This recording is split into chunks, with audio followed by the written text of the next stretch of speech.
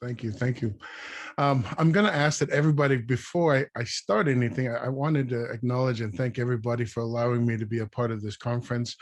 I'm attending this conference as part of the director of KAVA Talks. KAVA Talk stands for Knowledge Against Violence Always.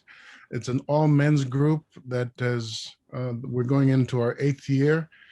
And I'm very, very proud. I joined it last year online.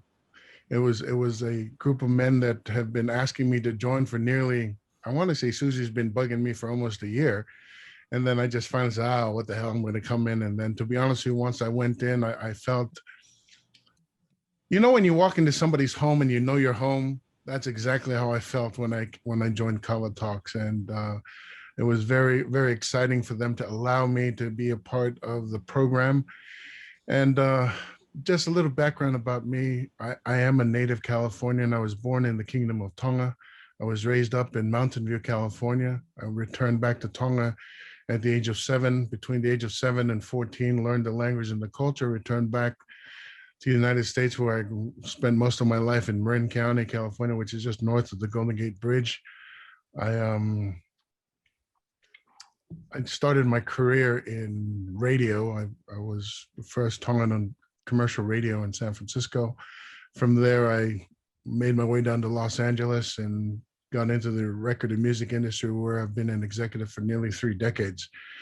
How I found Dr. Mark Goulston, last year, I joined an all men's group also called METAL, which stands for Media, Entertainment, Technology, Artistry, and Leadership. And it's in that group that I found a bunch of just wonderful, wonderful, incredible men that also were very, very heart-centered. And I reached out to Dr. Mark Goldstein and I said, hey, Dr. Mark, do you know anybody that could talk to our group about prejudice or violence and all that sort? And he goes, well, I could do something for you. And it was off of just the smell of an oily rag that he just said yes. And I'm kind of tickled pink because Dr. Mark is not one of those guys that you can just find on the yellow pages and look up, Google him, and then he'll say yes.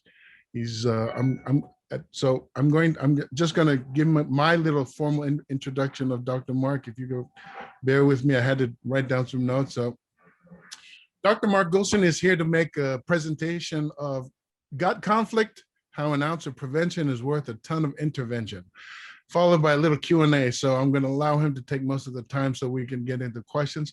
Mark, before we get into that, I'm curious, and I think our audience would be curious about your wide range career, from being a UCLA psychiatrist and professor specializing in suicide prevention, where none of your patients died by suicide in the 25 plus years you practiced, to being an FBI and police hostage negotiation trainer, to advisor on the prosecution of the O.J. Simpson criminal trial, to being a chief mentor at the Shanghai-based China Foundations, which focuses on cross-cultural conflict resolution and integration between American managers and Chinese workers, to authoring and co-authoring 9 top best-selling books, one which you have in your background, Just Listen, which has been translated into 28 languages, becoming the top book on listening in the world, and which you speak on all around the world, to being a Marshall Goldsmith 100 executive coach, to the podcast, and you also have a podcast. I'm just trying to go over my notes. Tops and podcasts, My Wake Up Call, to being a frequent TV guest host. And I know you're also dear friends with Larry King. So before we get into that, gut conflict, how an ounce of prevention is worth a ton of intervention. Could you do us a favor and fill us in, Mark? Well, I'm so pleased to be here. And I think we should take a moment, to just feel for the victims of the Indianapolis shooting, that happened today at a FedEx building. Just yesterday, 8 people killed. I don't know what the latest is. And I don't know about any of you, instead of getting numb to it, it's getting to me more and more. And I feel compelled to do something about it. A little bit about my background is, yes, I was trained as a psychiatrist, and one of my early mentors was one of the top thinkers in suicide prevention, and he used to refer me all these suicidal patients. And I was really fortunate because I was supposed to go into a fellowship, but it fell through. So at the last minute, I decided to just go out and practice. And Dr. Ed Schneidman kept referring me these people. And one of the things I discovered, and I was fortunate because I didn't work in an institution or for an institution, is I learned to listen into people's eyes. And when I listened into people's eyes who were feeling suicidal, they were screaming at me, "You're checking boxes and I'm running out of time." And it got louder and louder and louder. And what I realized is with a lot of people, suicidal people, and the people who eventually become violent, who weren't always violent, they're at a point in their life where they are just locked and they can't come where you're at. And when you give them suggestions to come where you're at, they can't go there. So we have to find a way to go where they're coming from. And I'll share an anecdote, which, you know, I've done a lot in my career, but this will give you an idea. And this method that I used, where none of my suicidal patients killed themselves, I finally gave a name. And I actually have a book that just came out recently called "Why Cope When You Can Heal." And the name of it is Surgical Empathy. And what I learned from suicidal people who are locked, and we can think of violent people also, because they get locked onto violence. This is the only way out. They're not thinking. Is what I learned from suicidal patients is that death was compassionate to their pain. Death was like the sirens calling the sailors onto the rocks, "I'll take away your pain." And it was the only thing that would take away their pain. So what I learned to do, and I'm calling it surgical empathy, was to go in there and be with them in the pain. And when they felt less alone in their personal hell, and they felt, they let go of death and they let go to the empathy. So I'll give an example of that. One of my most suicidal patients, who I will call Nancy, was referred to me by Dr. Schneidman. She'd made 3 or 4 suicide attempts before I was seeing her. She'd been in the hospital for 2 or 3 months every year. That back then people could stay in the hospital that long. And I didn't think I was helping her. I was seeing her for 6 months, and I didn't think I was helping her. And she never made eye contact. So if you're looking at me and I'm looking at you, this was Nancy. And so one weekend I was moonlighting at a hospital, which means I was covering for other psychiatrists at Metropolitan State Hospital in Norwalk, California. And sometimes you don't sleep for 24 hours. So I was sleep deprived, and in comes Nancy. She's like this, and I'm sleep deprived, and I'm looking at her, and suddenly all the color in the room turns to black and white. I'm looking out and it's black and white. And I suddenly get a cold, chilling feeling. And I thought I was having a stroke or a seizure. And so she's not looking at me, so it wasn't rude. So I do a neurologic exam of myself. So she's like this, and I'm going like this, and like this, and like this, and like this, and like this, and like this. And I think to myself, I'm all here. I'm not having a stroke or a seizure. And then I had this idea that I was looking out the world and feeling what she felt, that the world was black and white and cold emotionally. So because I was sleep deprived, I blurted something out that normally I wouldn't.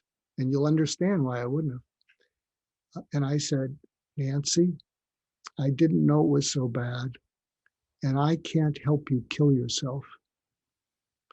But if you do, I will still think well of you. I'll miss you. And maybe I'll understand why you had to get out of the pain." And I thought, I just blew it. I just gave her permission to go kill herself. And that was the first time she made eye contact. She goes like this. And then she locks under my eyes. And I thought she was going to say, "Thank you, I'm overdue." And I looked at her and I was really, weirded out. I think I just gave her permission. And I said, "What are you thinking, Nancy?"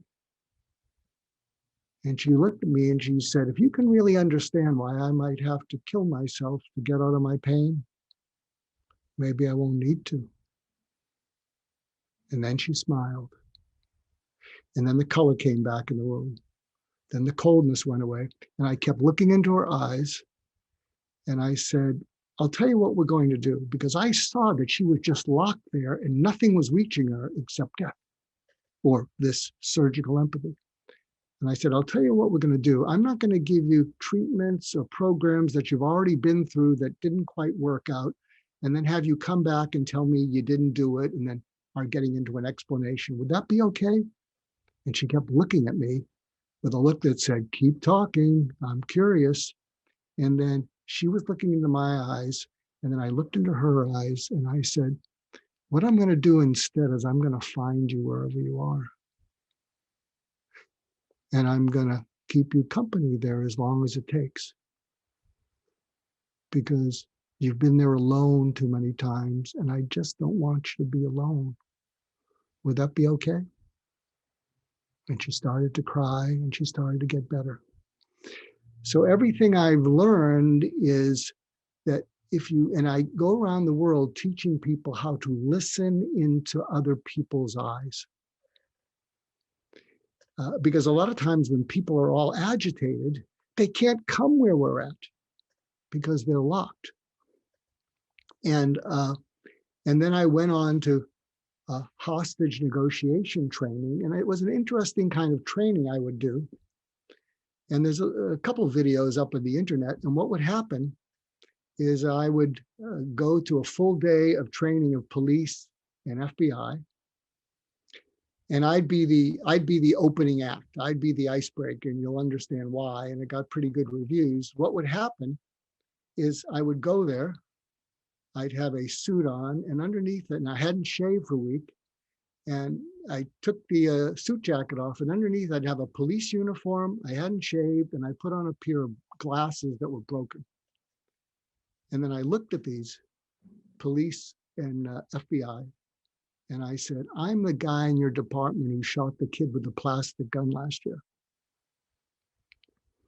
I've gone on medical leave for a year. It's not helping. And then I pull out a gun. I was going to take it out of my cabinet. It's painted red. You know, people say, make sure it's painted red. You pull a gun, 5 people are going to, they're going to take you out. So I pull out this red gun, hold it to my neck. And I said, I've been on medical leave for a year. And unless you talk me out of it, I'm going on permanent leave. And then you live with a ghost of a kid you shot who was carrying a plastic gun. And then no matter what they did, I just shoved it back in their throat and I pulled the trigger, which startled them. And then I was able to say, this is what you didn't say to me. This is what you didn't ask me that may have caused me to give you the gun. And when I used to do those trainings, they were the highest rated because you can understand, the interactivity of that. And Mark, yes. I'm gonna before we get deep into this, I'm gonna come back to you because you said something that is quite powerful. Listening with your eyes, and this is something that in our culture, we often are told not to look at somebody into their eyes. Like I know, as in the hierarchy, for example, in Tonga, you wouldn't walk up. Your head would be down and you would talk with your head down. It's a form of humility and respect. So in our culture and using these things, I think that the knowledge that you're dropping here is very, very, very crucial in the sense that we're dealing with some of our youth today that are growing up in this society where that 100% makes sense. Now, if I can't reach somebody with their eyes, and in going back, what are some other things that we might be able to do to get them to actually, without using our eyes as our form of connectivity with the older generation? But I know with the younger generation, I have no problem looking at their eyes because I'm at the position of being the elder. So I would be okay with me to talk to them and allow them to look at my eyes. I'm not at that rank where I'm expecting them to approach me with their head bowed, but perhaps this is something that you could help us better understand how we might approach it on that level, Mark. Well, I'm so glad you brought that up. I have a team, and we've developed, it's in beta, and I'll just share it with you because some of you can use this. And it's called Fido, Fido Parenting. Okay. And I'll tell you what that's about. You show me someone who's become violent. You show me someone who's shot a bunch of people. And if you go way, way back when, there was a point in their life when they were frustrated by something. And the frustration was bad. And the way it was responded to made it worse. So there's an exercise I can do, but in the interest of time, so we can get to questions, and I've done this with other presentations, and I think you'll follow with me.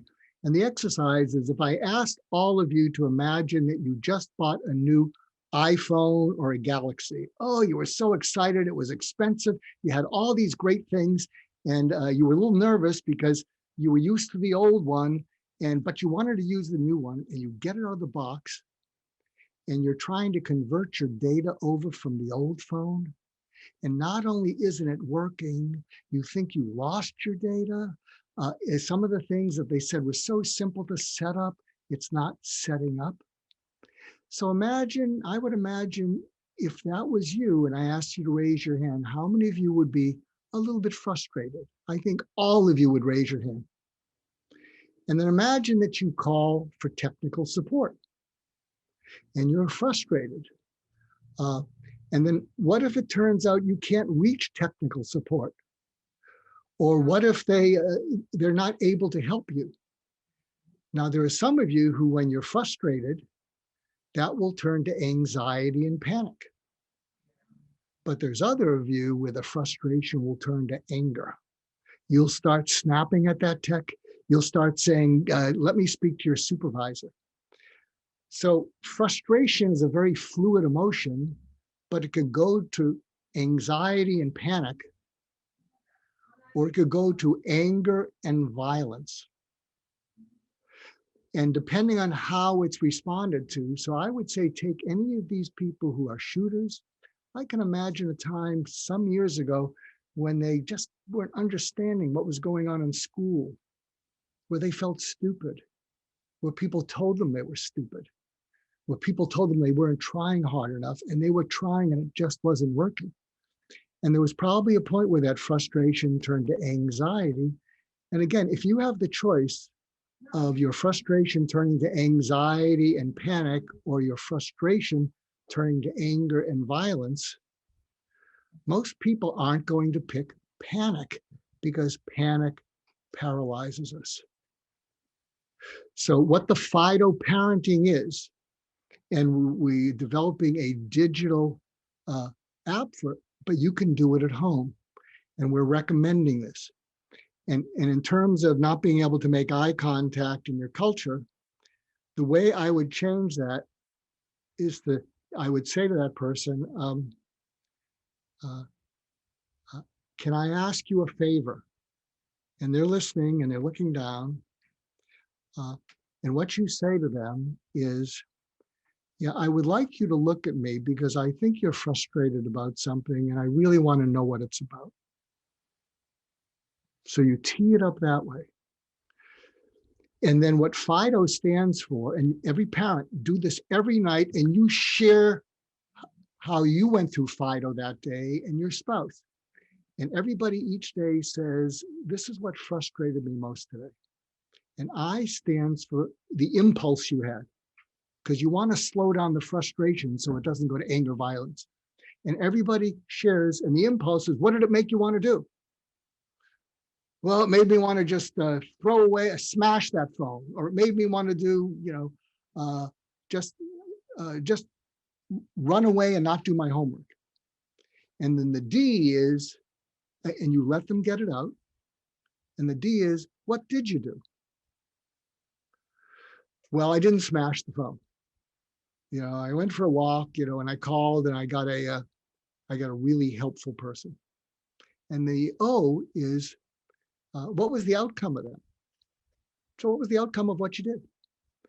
And so what you're doing is you're seeding into that person that they can talk their way out of frustration, talk their way past an impulse,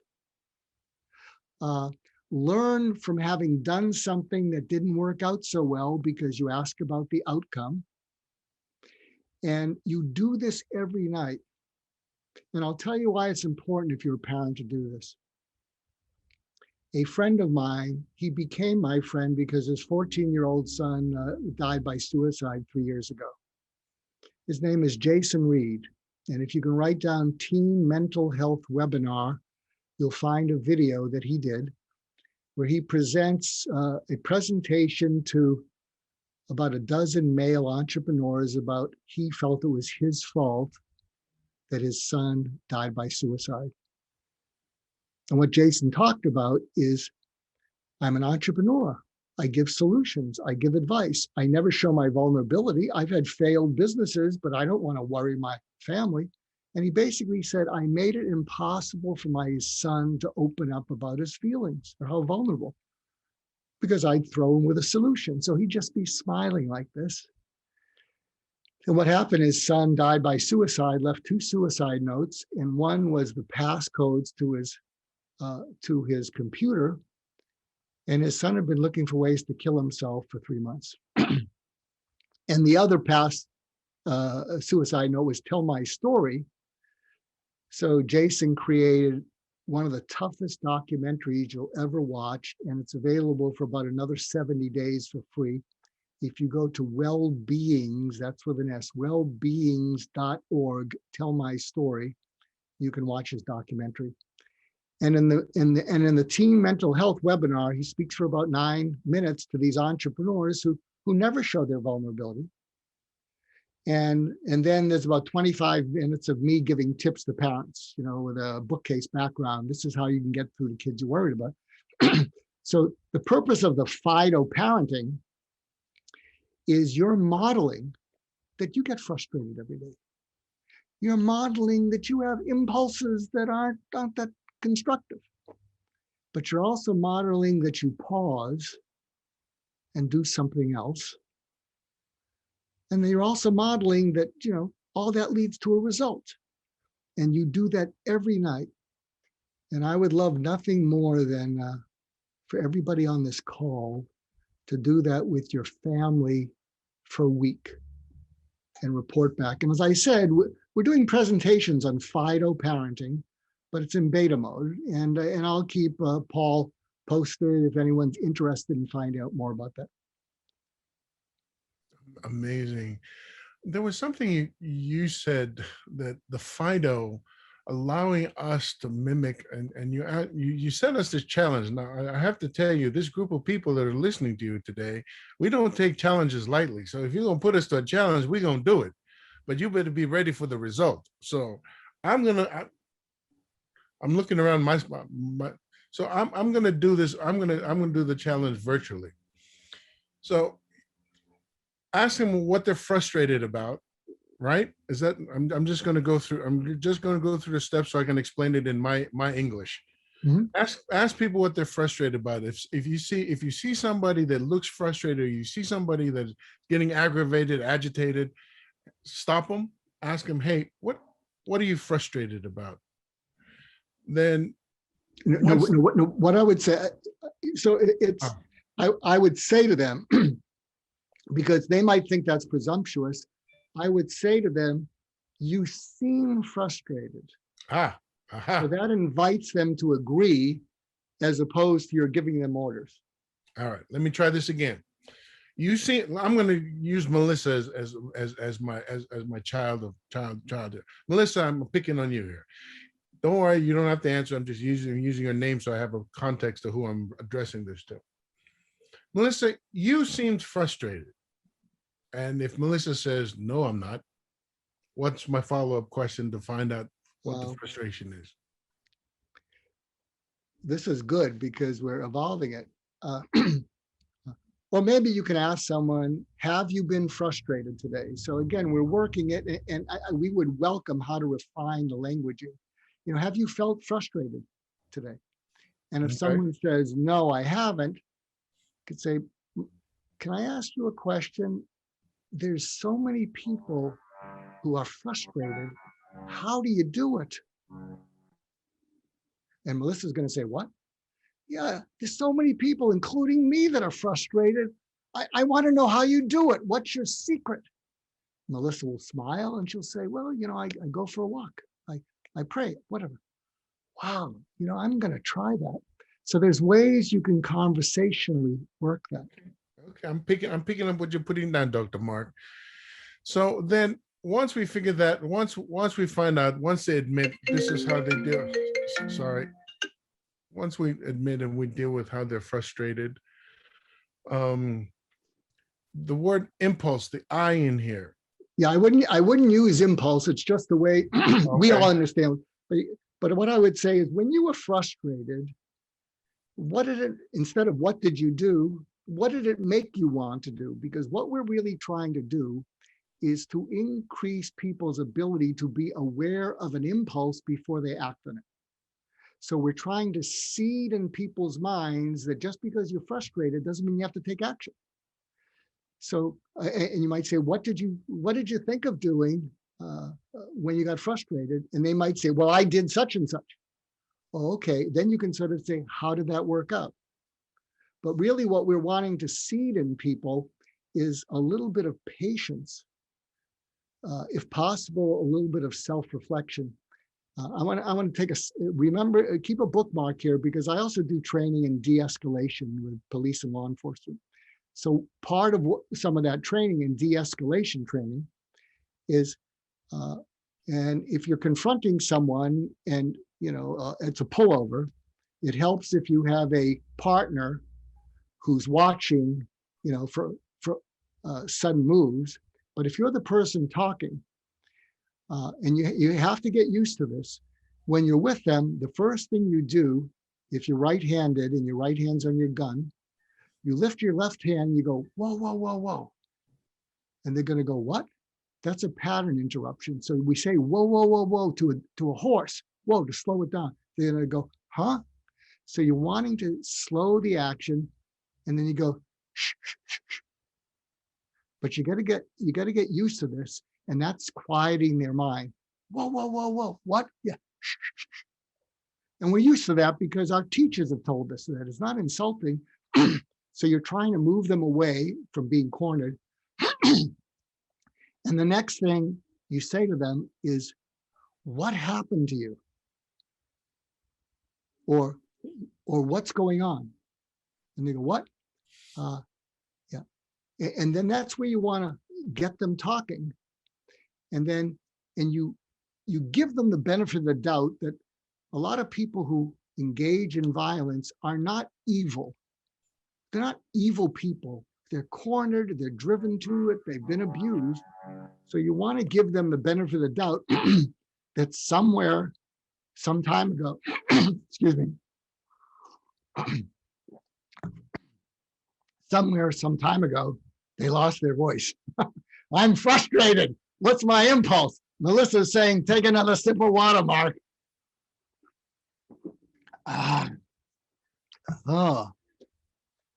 As opposed to what I wanted to do. But take your time. Take your but time. But the idea is you want to have you choke. I'm not trying to have you choke in front of all my people here. That wouldn't be a good look for me. Yeah. Well, I learned this self-Heimlich, but that's the wrong procedure if you're choking. I don't know.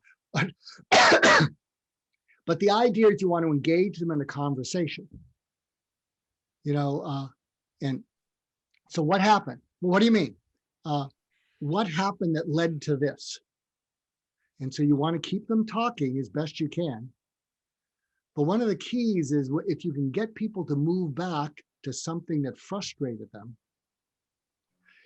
they start to open up.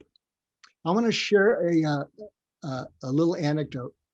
Oprah Winfrey was on 60 Minutes reporting on trauma-informed care. Look up Oprah Winfrey, 60 Minutes, Trauma-Informed Care Overtime. And there was a reporter asking her about it. And Oprah Winfrey said, it was the most life-changing story I've done in my career. That's a lot for Oprah Winfrey to say. And the reporter asked her, what do you mean? And she said, at the trauma-informed care program they were reporting on, where they had a lot of abused kids, and it's trauma-informed care. In other words, trauma caused them to act out. What Oprah said is their whole approach is they believe that however these kids are acting up, trauma led to it. And so they always ask kids, what happened to you that this is what you're doing? So they always believe something happened to them that drove them to their behavior. And the reporter said to Oprah, that was life-changing. And my guess is Oprah was owning up that she's capable, that when someone acts up, that rather than saying, what happened to you, that she was probably capable of being impatient and say, why'd you do that? So do you understand what we're getting at, Paul? Is this, are you tracking with this? No, 100%. I mean, this is why I think one of the things that in my culture, we never get to the point where we actually ask people's response. Look, you're frustrated. What did that make you want to do? And I think engaging somebody at that level takes a whole different culture norm shift. In for us, that's something that obviously that current Pacific Islanders that have kids that were born here, we could probably manage that segment. I'm gonna ask George. George had a comment. George, where did he go? He was here. George, if you could, I don't know if you can either unmute yourself. There you go, George. Go ahead. Go on, George. Go ahead, George. You had something you wanted. You had mentioned. About what? You talking If you're about frustrated, frustration? you said if you're frustrated, your comment that you made said if you're frustrated. Okay, so yeah, if you're frustrated, and let's say you're asking me, are you frustrated? And if I tell you, no, I'm good, that means you don't want to like aggravate me and ask more questions if I stop right there. Well, here's an interesting thing that Jason, what Jason Reed discovered about his son who killed himself, who died by suicide. He said, when you ask someone how they're doing and they say, I'm great, they're usually good. But when they say, I'm fine, or sometimes I'm good, they're not, and they just want to be left alone. So it can be a little bit intrusive. But what I would say to you, George, is I'd say, George, I'm glad to hear that. But I had a friend who discovered this, and I'm glad to hear that you're good. And it kind of blew my mind. He said, when you ask people how they're doing and they say they're great, they're generally good. But when people say, I'm good or I'm fine, sometimes they're not, So I'm glad you're good. I just want to know that you're really good. Well, sometimes like Mark, when you say that, and you have to also look at their nonverbal communication on their face. If they're not in the mood to talk to you, then like they say, I'm fine, they're just trying to prevent the situation. But let's say if you're trying to antagonize and try to share stories, sometimes they don't have that, you don't know where the headspace is at that time. I think that's really true. I want to share something, and again, I hope people are getting some value out of this, because I'm just pulling from 50 years of doing this stuff. I did a program for Hollywood High School on dealing with stress, and there was 4 people on the panel. And whenever I'm on a panel, I say, put me last, because I'm going to try to connect stuff. I mean, I'm pretty good on my feet. So there were about 40 kids. It was in the cafeteria. The other 3 speakers had spoken about stress and anxiety, and it was great information, but the kids were getting restless. And then it's my turn, and the pizza comes in. So, I'm not long for this world, because I'm smelling the pizza. I want to say, okay, ditto, let's go eat. That was my impulse. Ditto, let's go eat. But I tried something different. And so imagine there's 40 kids looking at me. And I said, I co-created a documentary where I interviewed this fellow who jumped off the Golden Gate Bridge named Kevin Hines. It's called Stay Alive. You can find that at truli.com. And during the documentary, I asked him, I said to Kevin, I said, Kevin, because he wasn't really talking, I said, Kevin, I know you don't want to talk, but 7 words. And he looked at me and he said, what? I said, I know you don't want to talk, but I'm going to share 7 words with you. And, you know, think of when you're having a rough time, which of them fit? And I said to these, so imagine this. Now, again, I'm the cleanup person. So I said, I want to do an exercise with you. I want each of you to think of the worst moment in the last week that you had. And when you can remember it, raise your hand. So initially they're a little hesitant, and then one by one, and they're raising their hands. And then they're like that. I said, good. I'm going to give you 7 words, and then each of you are going to say the word that's attached to how you felt at that moment. And I may not get them all right, but anxious, depressed, angry, frustrated, alone, ashamed, overwhelmed, numb. And then imagine this, I'm looking at these kids, they pause, and one by one, they say their word: angry, alone, lonely, overwhelmed. And then I asked them, how did that feel? They said, that felt amazing. I said, why did that feel amazing? Those are negative words. They said, I felt less alone. I felt less alone. I felt better. Did you judge any of the other kids? You know, and with, you know, I know you're talking, there's some resistance. These are teenagers in a tough neighborhood. So, you know, talk about resistance. And I said, did you judge any of them when they said their word? No, not at all. And I said, so here's your assignment. Write down those words. And when you're with a friend who doesn't want to talk, say, you know, we had an after school activity. There was this crazy psychiatrist there, and he gave us these words. Let me run them by you and see which one fits. And it was interesting because the person who had brought the panel there was behind the kids. And he came up to me afterwards and he said, it was amazing what happened when you did that exercise. So imagine he's behind them. They're seated in front of me. He said they all got nervous when they were on the spot, but when they said their word, they relaxed their shoulders. And he said it was like watching dominoes fall towards the panel. So I don't know if that's helpful, but that, and I'll tell you why that worked. I'm a neuroscientist. If you know anybody here knows anything about stress and neuroscience, stress causes cortisol to go up. The higher the cortisol, the higher the stress, and the less you can think, the more reactive you are, the more you either fight, flight, or freeze. And because it triggers something in your brain, it's called an amygdala. It hijacks you away from thinking, high cortisol. And if you look this up, you'll see that high oxytocin, and oxytocin is emotional bonding. High oxytocin counteracts high cortisol.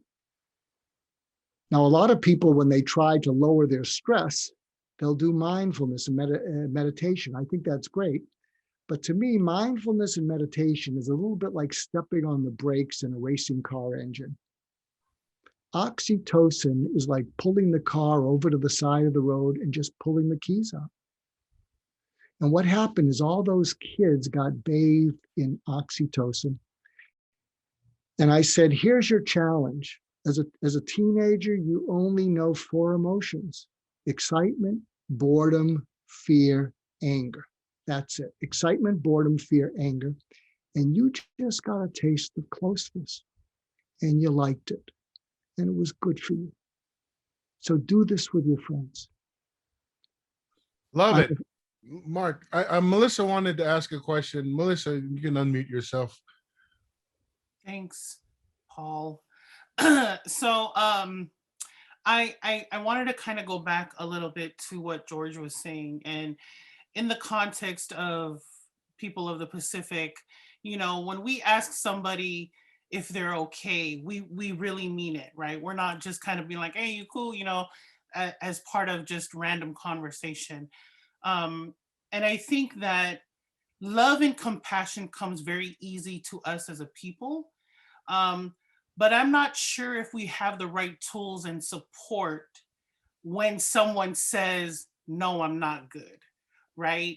And as much as we want to help them, and as much as we want to, you know, hug them, and I'm not sure if you know that's necessarily the right thing to do, especially if someone is considering ending their life. And I'm just wondering if maybe you can drop a couple of nuggets around what are some things that we can do when someone is considering that, or if they do tell us they're not okay. So here's another acronym. You can use it. It works well, especially in marriages, and it can. And I've heard it's a game changer. Now you might say, wrong culture, Mark, but lay it on us anyway. It's called the FUD crud. So I come up with these, you know, Fido, FUD crud, you know, just so they're memorable. And what FUD crud stands for, and it's in one of my books, is frustrated, upset, disappointed. So I'll give you the version you're going to use at your marriage because it's going to make it much better after you use it. So if you're in an argument or the other person's sullen or they're venting, you say to them, so instead of saying calm down or being like a deer in the headlights, you say to them, you know, you sound a little frustrated and I think you're holding back. They're going to go, what? Yeah, you sound a little frustrated and I think you're holding back because I think you're also upset and disappointed. Can you fill me in on all those? And see, you start with frustrated because most people find it's easier to talk about frustration than you seem angry. No, I'm not. And then as you're listening to them, you listen for hyperbole like awful, terrible, or even great things, but they're not going to be saying great things if they seem frustrated. Like, this is horrendous. I hate my life. Or you listen for them raising the inflection, you know, nothing's going right and I don't know. So, and you let them say whatever they say. You know, you stay there. I guess you can't look them in the eye. You stay there and you say, I understand. Say more about the awful. What? Or say more about the terrible. So what you're doing is you're opening them up, opening them up, opening them up. And there'll be a point at which you say, wow, I'm glad you told me that. I'm sorry you feel that way. And I'm guessing you're upset too. You know, or so you're not talking down to them. You could say, you know, if I was you, with what you just say, I'd be upset. So you're not shaming them because I'd be upset. What might you be upset about? And then you do the same thing. Oh, tell me more about that. And what's going to happen is you're going to be calm because you have an approach. You have a step-by-step approach. It's like an algorithm. And then after they talk about that, again, you normalize it. You could say, you know, as I'm listening to you, if I was you, I'd be disappointed about something. Disappointed in me, disappointed in here we are again, disappointed in your job. And see, when they talk about being disappointed, it's much calmer. And then you made me calm and I'm not even frustrated. Yeah. And what happens is you say to them, and I'm telling you, you watch it, you'll be amazed. And then you say to them, going forward, what can you and I do about it so you don't have to go back to that? Well, what do you mean? And I'm a Marshall Goldsmith 100 coach, and a lot of what Marshall Goldsmith, big executive coach, focuses on. Here's something else worth writing on.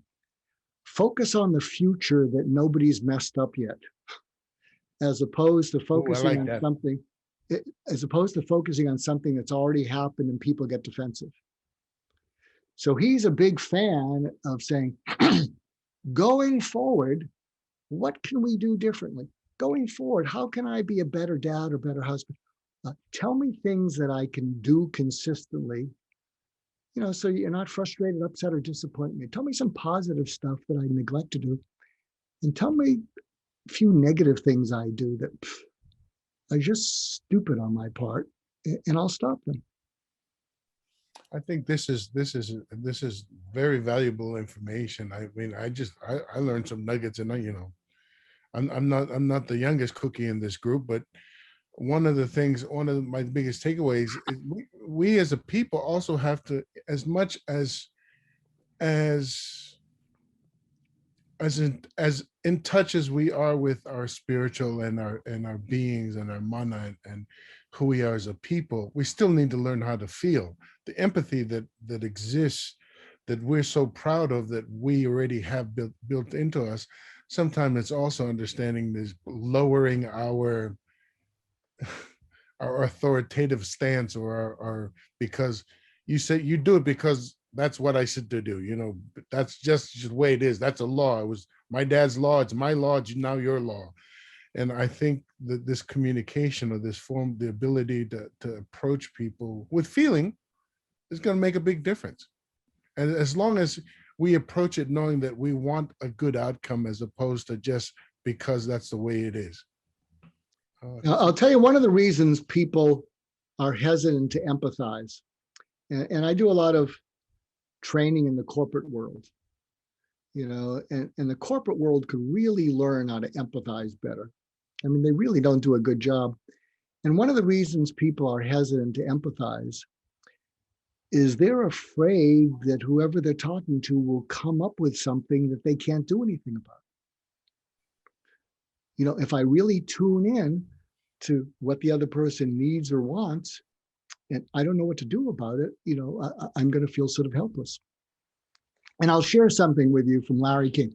So I've had 8 mentors, and the last one was Larry King, and used to have breakfast with him every day for 2 years. And he died a few weeks ago. And one of the things he taught, and I don't know how you can use this, but I think I'm using it as best I can. You can tell me how I'm coming across. He said, I've never been nervous in front of a camera, a microphone, or an audience. And I said, what's the secret, Larry? He said, just be honest with your audience. Just be honest.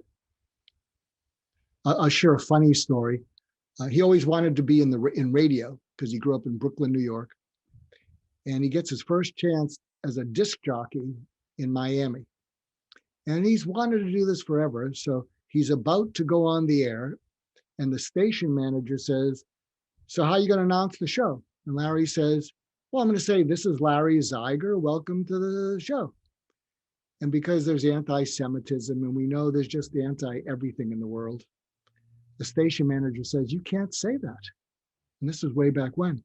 So Larry King looks on, his desk, King's Liquors, sale. So he gets on the microphone, he says, hello, this is Larry King. And that's the first time either you or I have ever heard that name. And he says, just be honest. And so you come up with that. Part of what you can say is, I don't know what to say. I just know you're hurting, and I'm sorry. I love it. Kathleen has a question, Mark. Kathleen, if you could unmute yourself. And like she wrote it in the comment, don't be scared. Turn on your camera.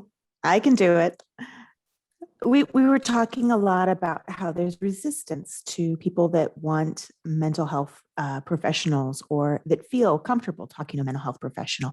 And I know that what we were talking about earlier is sometimes you don't feel prepared to have a conversation with someone that you care very deeply about, and it might be feeling like you're going to go too deep. How can we help somebody who might be resistant to mental health care, and speaking to somebody who's a mental health professional? How can we have a conversation with them? And when do we know this is the right time to have a conversation with a mental health professional? How do we encourage that? Another beta thing, we got to stay in touch, as a Kathleen. Uh, I can tell you this about it. I'm working with the Sanjay Gupta of mental health in India. He's the top guy. And he's the head of digital mental health services in India. He's in Delhi. Now you're just showing off. Oh, well, maybe I am. I'm name dropping. I won't Yeah. tell you his name then. So na na na na na na. But he came up with something, and I said, "You just figured out the antidote to stigma." I said, "You don't know what you have here." So I can't get into it because they're getting some investors. Because it looks like there's going to be compulsory mental health screening for the whole country. And they're going to use a tool that he came up with that I helped refine. But something I can share, I'll see if I can share this with you. Something I came up with is something called a happiness scale. It's his name, my name. But it's simply this.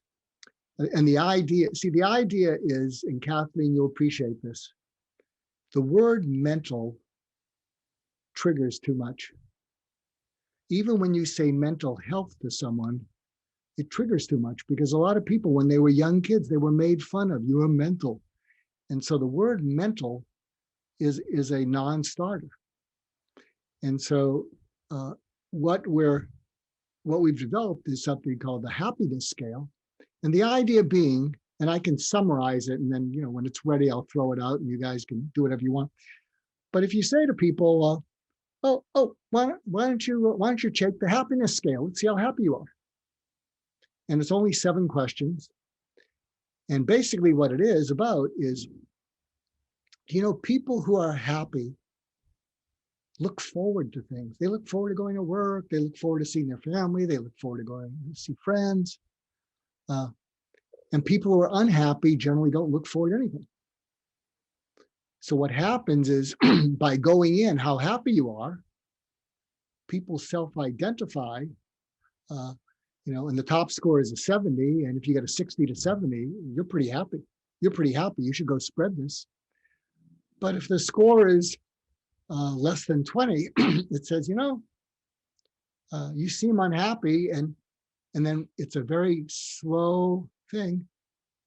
If there's something, if there's something you might want to do about it, we have another quiz, that might help you find out more about that. But do you follow what I'm saying, Kathleen? Look, I'm a psychiatrist. The stigma is awful. You use the word mental, people think you're accusing them of something. So you might try, Kathleen, the way into something, you could say, talk to me about your happiness. But yeah, on your best days, how happy are you and how long can you sustain it? And on days when you get unhappy, how long does it take to get out of it? Do you ever get unhappy and you get stuck and you even sleep on it and you wake up in the morning, you're still unhappy? Does that help, Kathleen? It's a way to change it, because. Thank you for the question. Thank you for the question, Kathleen. And Thank you. And I will keep him accountable for sharing with us all these apps and all these goodies that he has for us. To stay tuned to Susie and the Pictar. I'm going to ask Robert, Mark, I'm going to give you a chance to get a big drink of water here while I bring up Robert. Robert Toilolo, if you could unmute yourself and turn on your camera, please. He's coming in from Samoa, and I would Yeah, love. sorry, still kind of early here. So I just finished the workout, but I jumped onto this wonderful discussion. So thank you. Well, Robert, you don't sound frustrated at all. What are you doing here? I'm actually very excited. I think that's one of the four emotions that we know, huh? So anyways, I just wanted to add, I really enjoy a lot of the content that you've been bringing, especially with our work here in American Samoa. And I just wanted to add to that last question, on how because we're dealing with that same issue with, how do we, how do we teach people how to address mental health when, the majority of people here, the community here, are just not well educated, well informed about mental health. And everything that I hear you talking about, it seems to confirm a lot of what the focus that we're trying in that it seems like you talk a lot about just helping individuals just identify their emotions, to connect on the emotional level. And I think that's really, really important because, our people, we're very, very emotional people, but we never talk about emotions. And so one of the things that has helped us here is just the first focus is just trying to get people to identify emotions, and why that's important to connect, for especially people who are not, comfortable with in the field. A lot of times people try to connect on experiences, but not too many people have the same experiences. But when we connect on an emotional level, everyone pretty much has experienced the same emotions.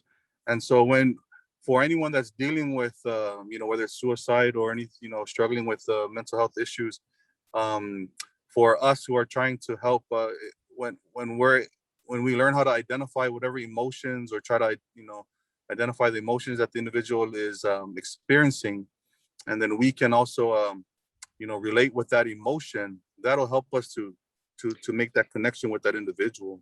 Yeah, a good connector, I think I even said it, because the shame and embarrassment that people feel about having anything mental going on with them, they feel humiliated inside. They feel, like they're a pariah to the community. Yes. And so a good linking thing is, and I said that before, I think with the FUD crud technique, is if you can say to them, from what you're telling me, if I were you, I'd be feeling kind of low.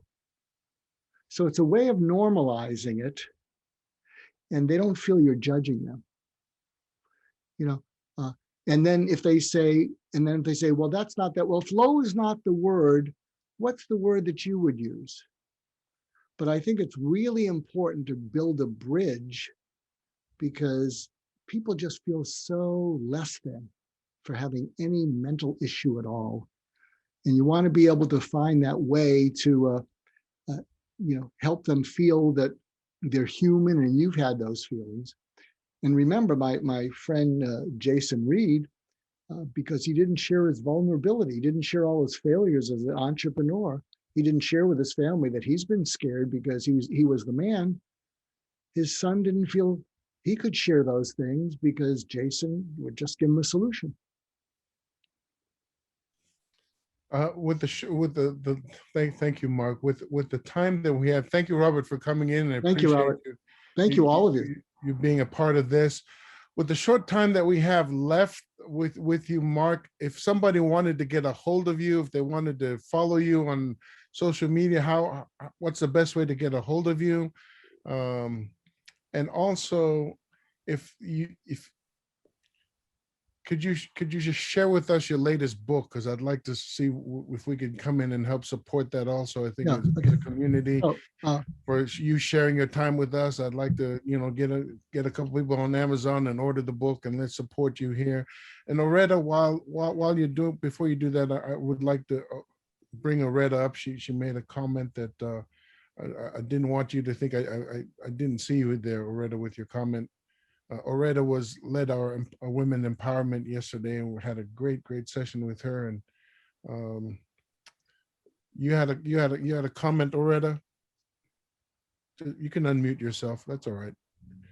And I can see on the big screen everybody's over there eating, so they should be ashamed of themselves.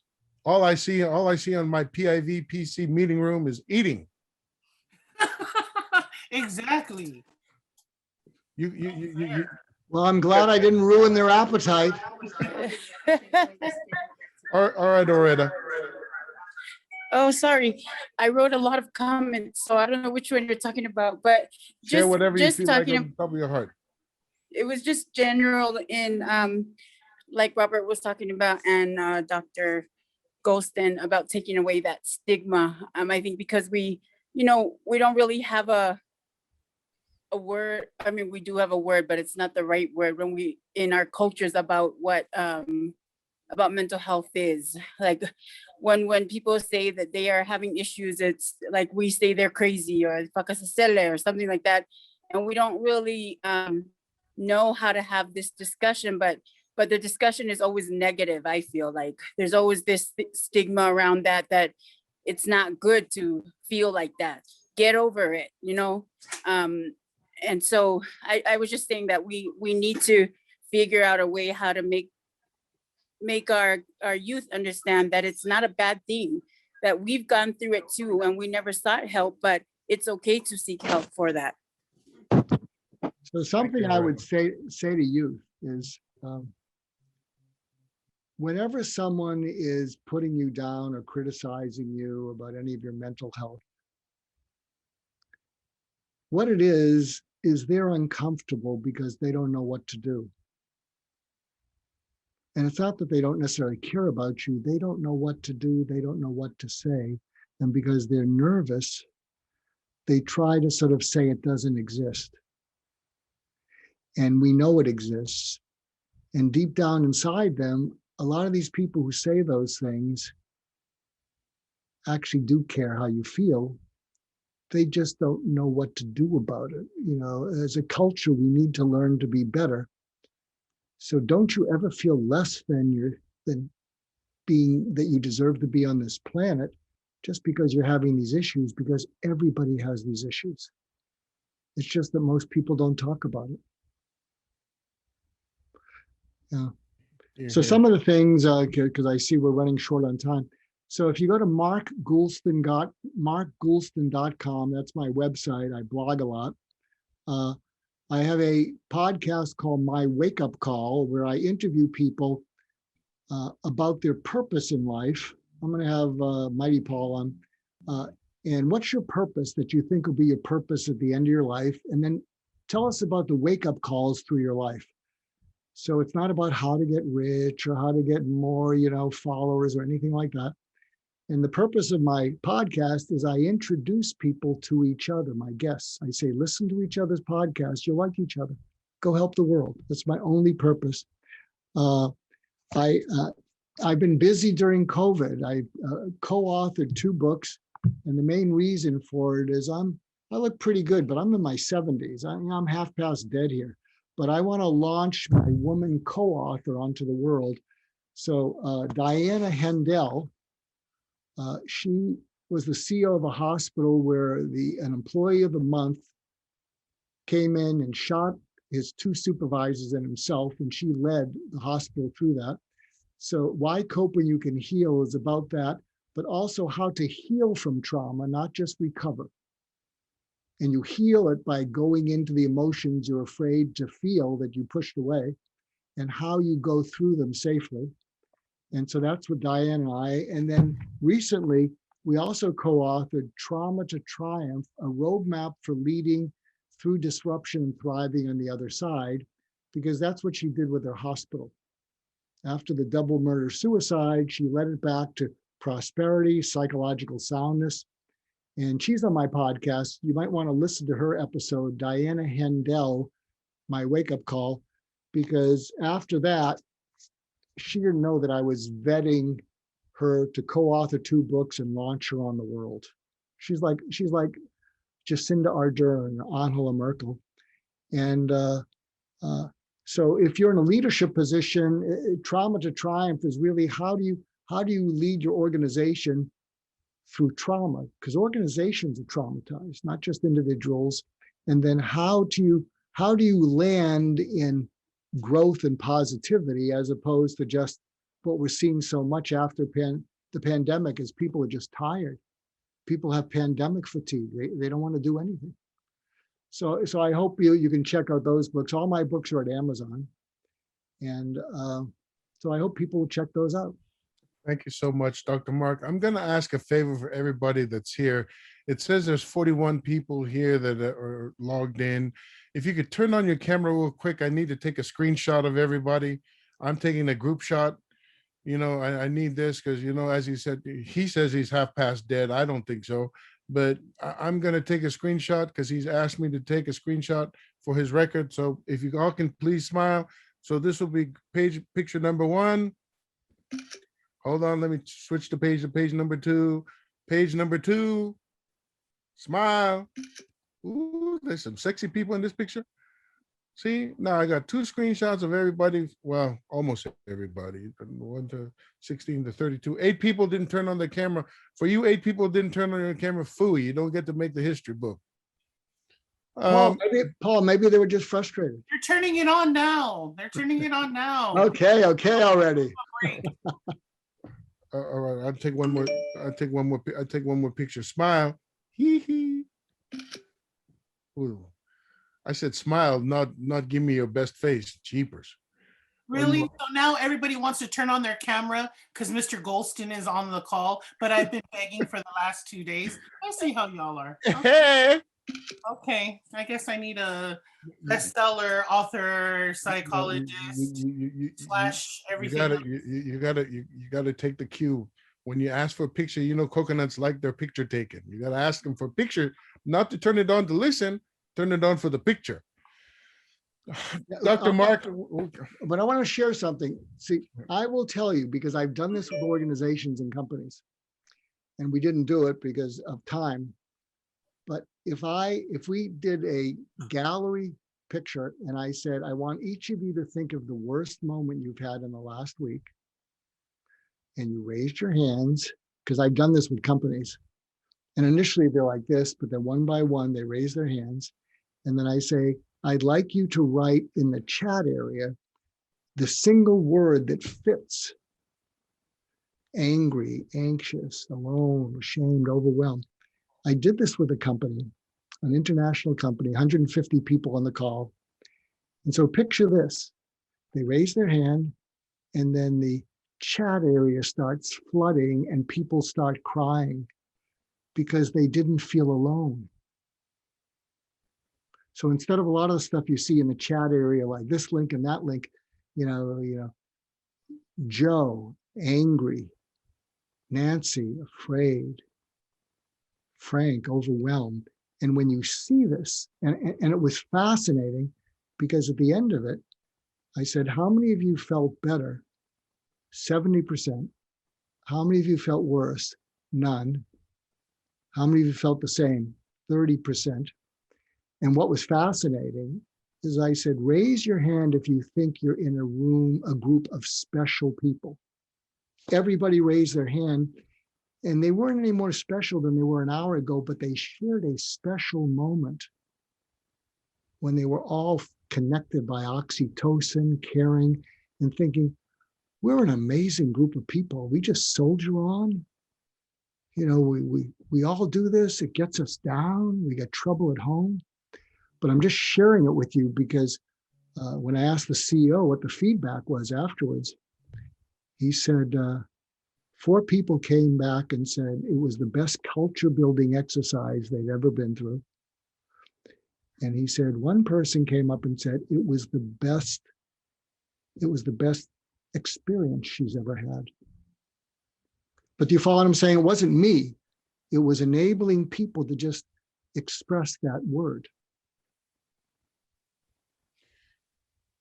Mark, if I may, before we close, I'm just going to read you. We actually answered: frustrated, hurt, defeated, overwhelmed, exhausted, unappreciated, lost, judged, isolated, hopeless, alone, inspired. Sharon said, I took my son to a therapist and was told therapy for him right now is more hurtful than helpful. What? His session with her went horrible, so I found myself just relying on prayer for the next steps. I feel like this was an answer to my prayers. Thank you. Oh. So that's in the chat area? Yes. So how many of you are feeling a closeness by what you're reading in the chat area? I don't have the gallery view. And again, it's not a downer, it's a sharing. And so I'd encourage you to, do that, in your organizations. And one last thing I'll say, because I give a lot of talks, and there's one talk that I'm getting booked left and right, and you'll understand why. It's a slight left turn. And it's called, I'm giving it at the witty summit, Women in Technology Summit in June. It's called Never Be Bullied Again. And the subtitle is How to Confront Toxic Bosses, Employees, Co-workers, and oh, what the heck, family members. Mark, I'm gonna squeeze in one more question, and forgive me, I'll take you out for dinner. But there's one lady that raised her hand. Where'd she go? She raised her hand and disappeared. I didn't want her to think I was ignoring her. I saw her hand raised. Raise your hand and come back. Martha. Martha, raise your hand and come back. Don't. Oh, no, sorry. I thought he said, raise your hand if you feel connected with the group right now. So Fair enough. I got you. Bless your heart. So thank you. If everyone can unmute themselves and just give a big aloha and a mahalo to Dr. Mark, I'd appreciate it. Thank you. Thank you. Thank you. Thank you. Thank you. It's been amazing. Mark. Gracias. Thank you. Dr. Mark, I Thank you very appreciate you.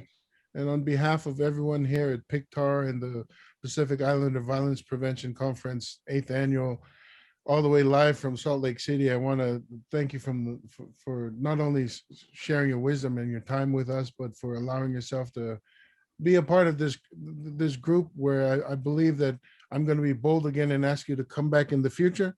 So don't run away when you see my name show up on your email. Well, it's been an honor and privilege because the world needs all of us. And I think when we can open up to each other and support each other, instead of getting burned out, we'll all be able to meet the need together.